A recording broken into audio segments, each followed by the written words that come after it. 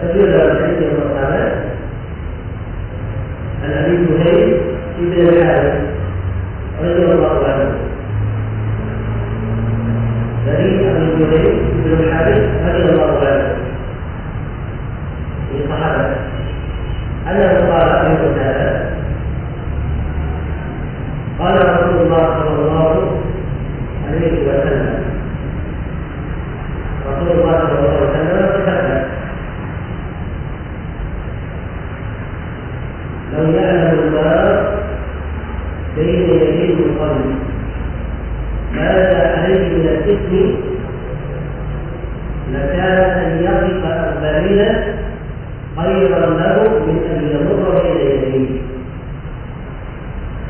متفق عليه ولفظ للبخاري ووقع في البزار من وجه آخر 40 خريطا. فقيل له ابن الحارث رضي الله عنه وكذا رسول الله صلى الله عليه وسلم berkata, "Lau ya'lamu Allah." Andai kata orang yang berlalu mengetahui,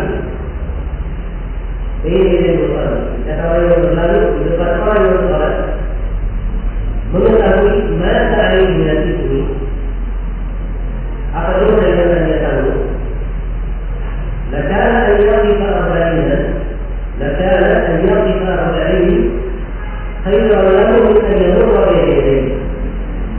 Maka kalau dia berhenti menunggu selama 40, itu lebih baik baginya daripada dia berlalu di depannya. Hadis ini adalah menulis muttafaqun alaih. Apa artinya muttafaqun alaih? Riwayat Al-Bukhari dan Muslim. Ini istilah banyak ulama. Kalau di istilahnya menulis muttafaqun alaih artinya ini istilah khusus.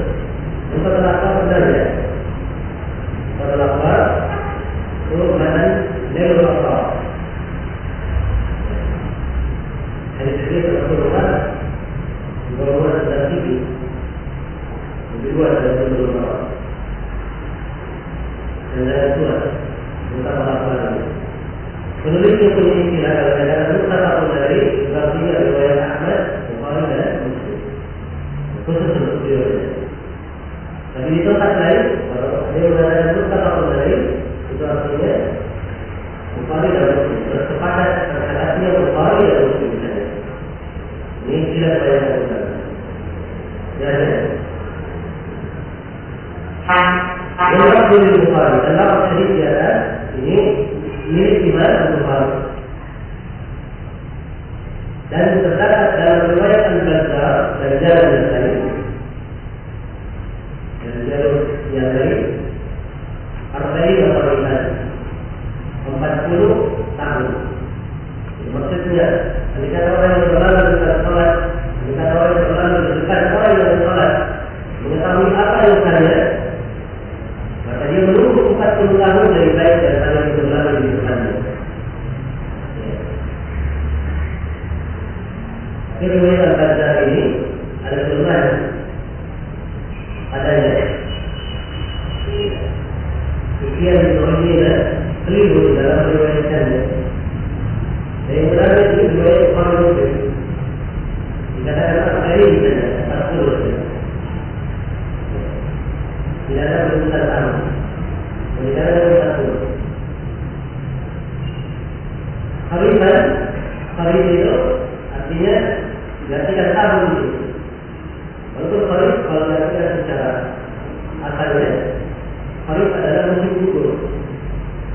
Ya. Musim gugur. Dalam tahun ada musim. Ada musim dingin, musim panas, musim bumi, kemudian musim gugur. Ya. Jadi kharif musim gugur salah satu dari apa? 4 musim. Tapi dia kadang ada bahasa begitu. Dia ambil 1 dari 4 dan dipakai untuk mewakili seluruhnya. Karena kita di sini terjemahkan 40 tahun. Jelas ya? 40 kita kembali kepada konteks ini. Ya. Hadis ini terdapat di dalamnya sejumlah pelajaran. Pelajaran yang pertama, Rasulullah bersabda dalam dia adalah andai kata menunjukkan boleh menggunakan kata andai kata lalu itu pada tempatnya. Apabila dia mengatakan akan suatu hukum atau dia menjelaskan akan sebuah kejadian. Adapun kalau dia mengucapkan kata lalu akan sebuah takdir yang sudah berlalu, ya, ini yang dilarang dalam hadis yang lain. Larangan mengucapkan lalu aina hatta bagi syaitan, maksudnya berarti itu bagi syaitan.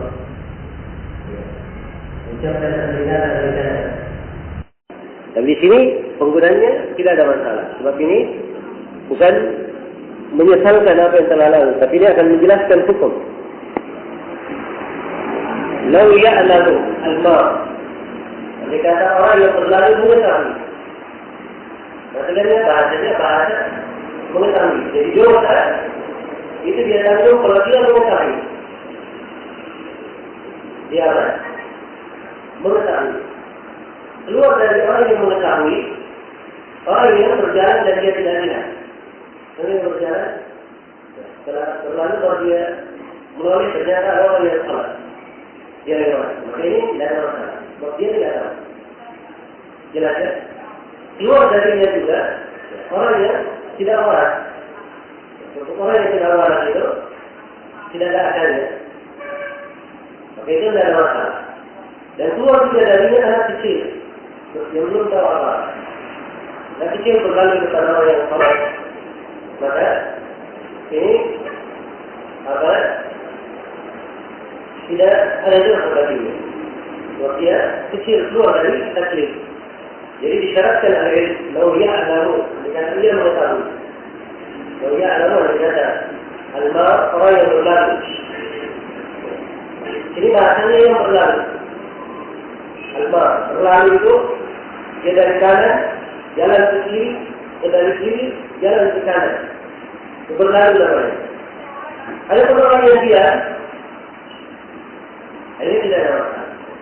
Orang yang duduk misalnya di depan orang yang sholat, dia duduk, tidak berlalu. Ini bukan orang yang berlalu. Sebab dia duduk namanya. Jika orang berlalu di depan sholat, di depan orang yang sholat, itu tidak ada masalah. Waktu Nabi SAW dia sholat menghadap ke kiblat, atau waktu itu apa? Aisyah tidur di depan beliau. Apabila beliau ingin sujud, maka beliau mencubit kaki Aisyah supaya ada tempat untuk beliau sujud. Jelas ya? Maka ini tidak masuk di kata berlalu. Berlalu itu dia melewati dari kanan ke kiri atau dari kiri ke kanan. Ya. Dari al-musalli antara menunjukkan orang yang sholat. Ya. Ini dikatakan di depan orang yang sholat. Kata yadai itu di depannya, di jarak jangkauan tangannya, di jarak jangkauan tangannya. Itu yadai namanya. Itu kalau saya duduk di sini, saya sholat di belakang sana, sholat paling belakang, dan 10 meter ke depan ada yang lewat, itu tidak ada masalah. Sebab dia bukan di jarak apa, jangkauan tangannya. Jadi perhatikan ini bahasa di dalam hadis. Dan kita jangan memandai hadis itu terlalu luas. Nah, sekarang banyak orang yang sholat tidak menghadap ke sutra. Kadang sering kita lihat orang masuk masjid, dia tempat kosong langsung berdiri, tidak ada sutra di depannya. Banyak tidak sutra di depannya, dan kita berlalu bukan di jarak yang kuat saja, maka ini tidak masuk di dalam rencana dan disebut di dalam hadis. Jelas ya?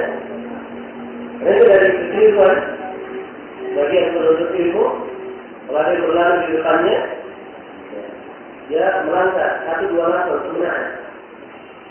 Nah, ini keliru ya, dia di luar jangkauan tangannya.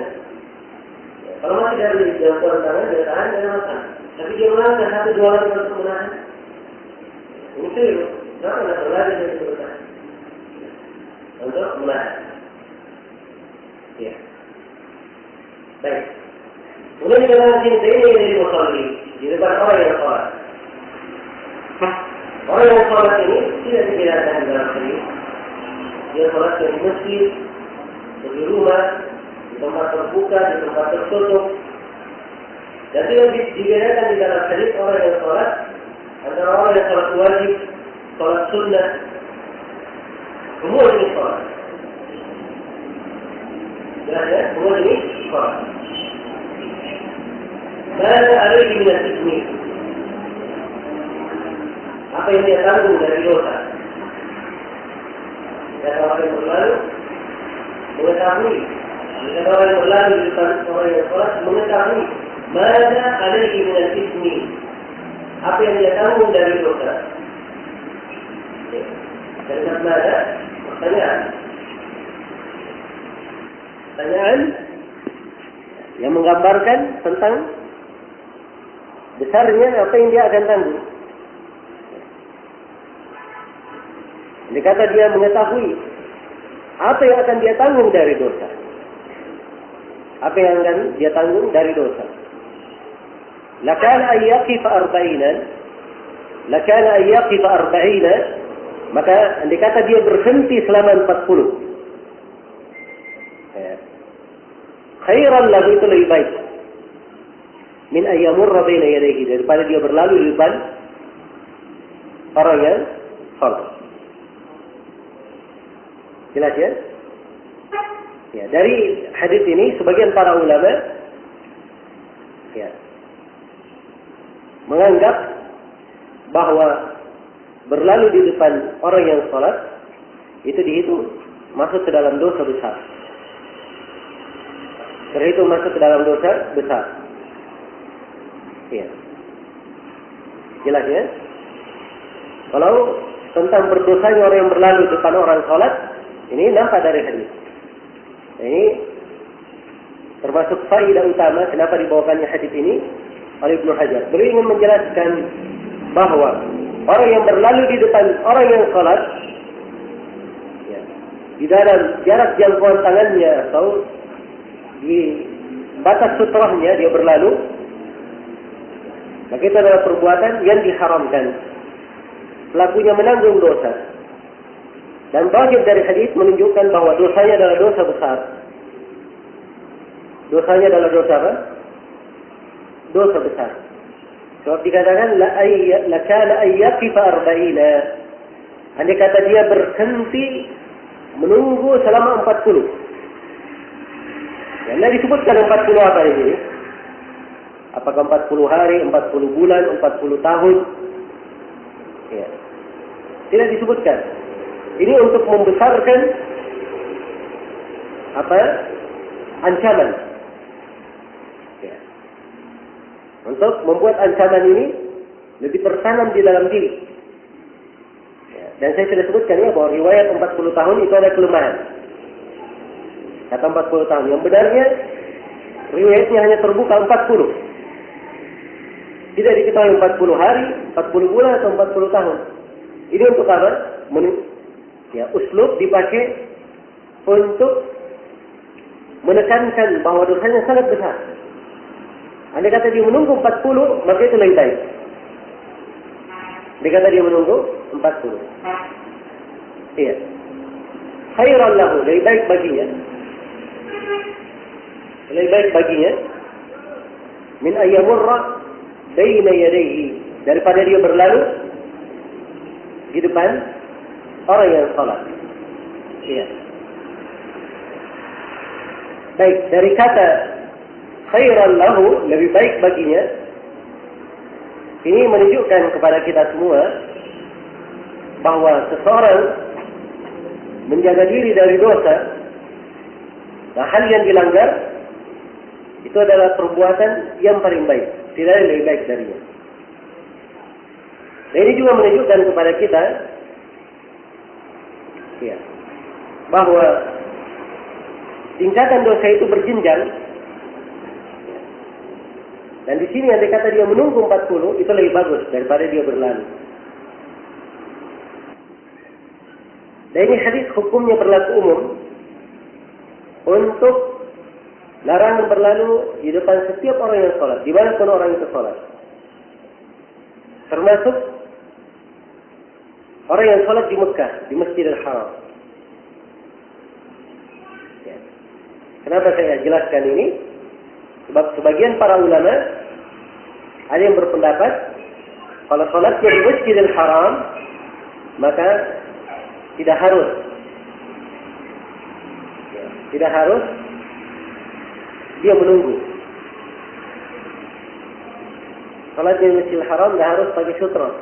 Dia boleh saja lewat di depan orang sholat. Dan dari ini pendapat sejumlah ulama, ya, dan mereka berdalilkan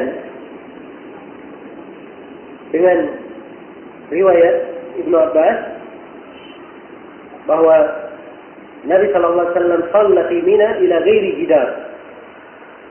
Nabi sallallahu alaihi wasallam salat di Mina tidak menghadap ke tembok. Ya. Mereka katakan bahwa ini tidak memakai sutra.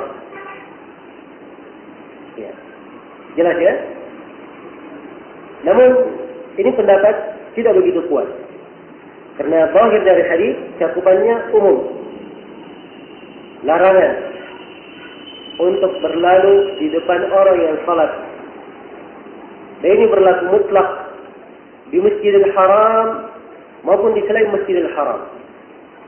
Karena itu Imam Al-Bukhari mengisyaratkan pendapat yang kuat ini. Kata beliau di dalam sahihnya, bab as-sutra di Makkah wa ghairiha. Kata beliau bab tentang syariat sutra di Makkah dan selainnya. Ya. Jadi beliau tekankan sebab memang kandungan hadis mencakup hal ini. Ya. Karena itulah yang lebih kuat dari dua pendapat ulama di dalam masalah ini, bahwa salat di Masjidil Haram juga di Mekah, ya, ini atau orang yang salat di depan, orang yang berlalu di depan orang yang salat di Mekah juga tidak boleh berlalu di depannya. Haram hukumnya berlalu di depannya. Sama dengan tempat-tempat yang lainnya. Siapa yang salat di tempat-tempat di mana saja di atas muka bumi ini, di Mekah maupun selainnya, maka haram hukumnya berlalu di depan orang yang salat. Iya. Baik. Jadi ini beberapa kesimpulan hukum yang ingin ditekankan di sini terkait dengan pembahasan apa? Pembahasan sutra. Ingat ya, ini dasar dalil. Ya. Saya simpulkan tadi beberapa hukum terkait dengan sutra. Yang pertama, ya, hadis ini menunjukkan haramnya berlalu di depan orang yang sholat. Di dalam jarak jangkauan tangannya, atau kalau dia memakai sutra, dia berlalu di depan sutranya. Ini yang pertama. Kemudian yang kedua, ya, hadis ini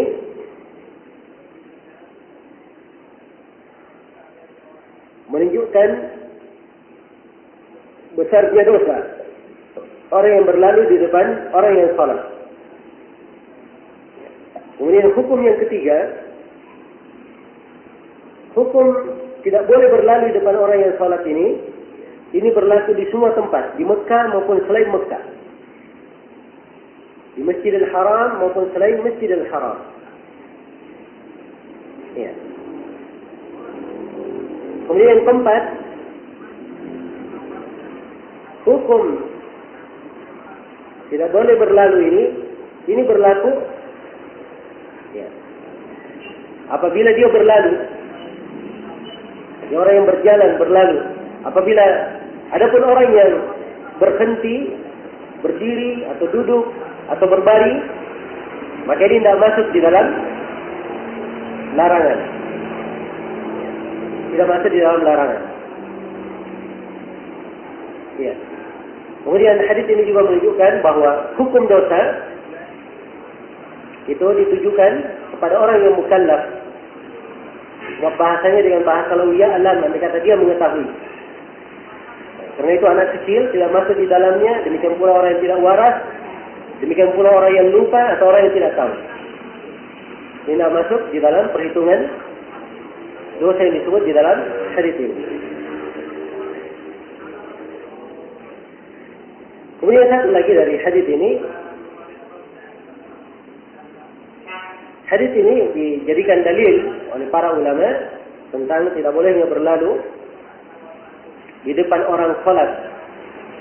Dan ini berlaku apabila dia salat sendirian atau dia salat sebagai imam. Adapun kalau dia makmum, ya, maka boleh saja berlalu di depan makmum. Sebab makmum itu sutrahnya adalah apa? Sutrahnya adalah imam. Iya. Ini berdasarkan hadis Ibnu Abbas, riwayat Al-Bukhari dan Muslim.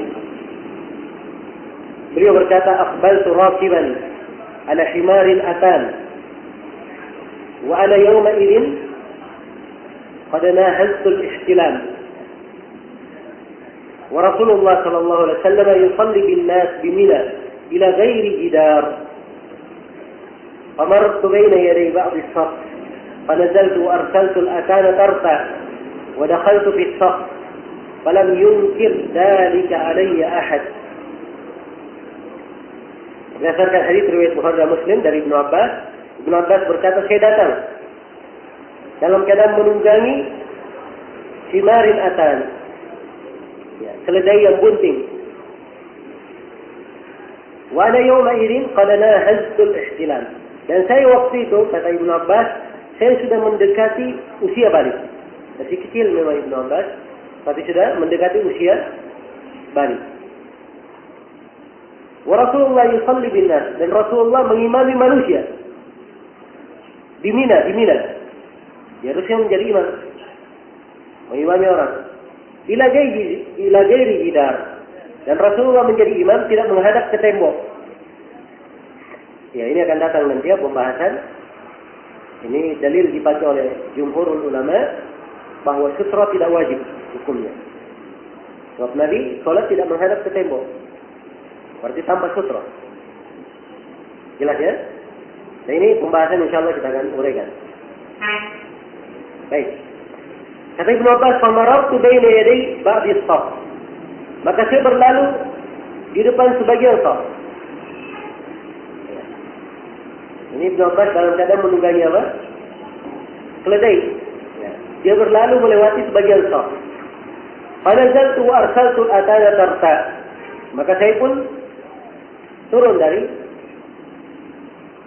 keledai, kemudian saya biarkan keledai itu beristirahat. Wa dakhaltu fi saf, kemudian saya masuk ke saf ikut salat. Kata beliau, "Falam yunkir dzalika alayya ahad." Dan tidak seorang pun yang mengingkari saya. Ya. Jadi ini menunjukkan perbuatan Ibnu Abbas tidak disalahkan. Itu hal yang benar. Mungkin ada yang berkata, loh, ini kan sedang sholat, Nabi menghadap ke depan. Ya, Nabi tidak melihat Ibnu Abbas.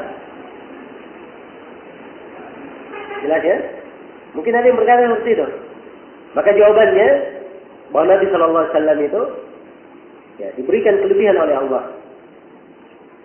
Beliau pernah berucap dalam sebuah hadis, ya, tentang meluruskan shaf, dan beliau berkata, saya melihat kalian dari belakang punggung saya. Jadi walaupun beliau menghadap ke depan, beliau melihat orang yang di belakangnya. Ya. Dan ucapan Ibnu Abbas, tidak seorang pun yang mengingkari saya, artinya sahabat semuanya diam, sepakat dengan hal tersebut. Andai kata itu salah, mereka akan adukan kepada siapa? Rasulullah Sallallahu Alaihi Wasallam. Ya. Maka ini dalil menunjukkan bahwa sutra itu ini terkait dengan orang yang sholat sendiri atau dia sebagai imam. Adapun makmum, sutra makmum adalah siapa? Adalah imam. Karena itu tidak ada masalah. Orang yang berlalu di shaf kedua, ya di shaf pertama, di shaf kedua, shaf ketiga, ya dan seterusnya dari orang yang di belakang imam itu tidak ada masalah. Yang dilarang kalau dia berlalu di depan apa? Di depan imam. Iya. Dan ini dari keringanan bagi umat Islam. Sebab orang di dalam salat berjamaah, kadang ada yang batal wudunya, dia perlu keluar melewati sebagian saf. Kalau dikatakan harus menunggu, maka ini akan berat sekali. Ya. Akan berat sekali dan akan menyebabkan orang yang menunggu ini luput salat berjamaah. Padahal kalau dia keluar, dia segera berwudu, bisa balik lagi mengejar salat berjamaah. Kemudian dia kalau tetap berdiri di situ, berarti memutus saf. Memutus saf. Dan ini juga perkara terlarang di dalam agama kita. Karena itu dari keringanan dibolehkan berjalan di barisan makmum melewatinya. Ya. Kewajiban sutra itu hanya terkait dengan seseorang kalau dia salat sebagai imam dan seseorang apabila dia salat sendirian. Baik. Selesai sudah pembahasan yang terkait dengan hadis ini.